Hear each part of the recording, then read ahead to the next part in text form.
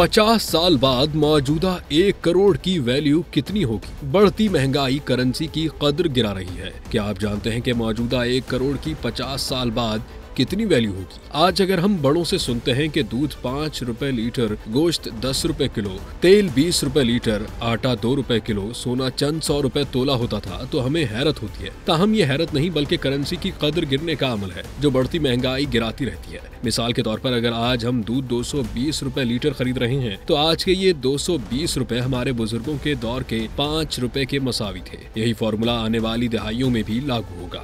ताहम हालिया दौर में गुज़िश्ता अदवार से कहीं ज्यादा तनासुब से महंगाई बढ़ रही है, जिसकी बड़ी वजह आलमी कसाद बाजारी है। सैकड़ों और शायद हजारों में तो करेंसी की कोई बड़ी अहमियत नहीं रही। लाखों करोड़ों रखने वाले भी महंगाई से परेशान हैं। क्या आप जानते हैं कि महंगाई बढ़ने की वजह से करेंसी की कदर कम होती है?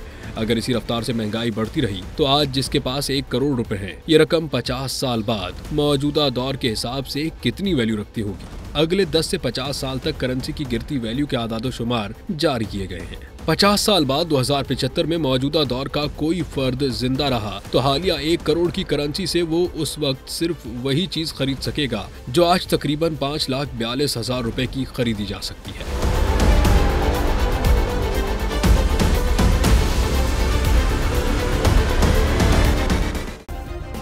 सब्सक्राइब करें और बेल दबाएं ताकि कोई खबर रह न जाए।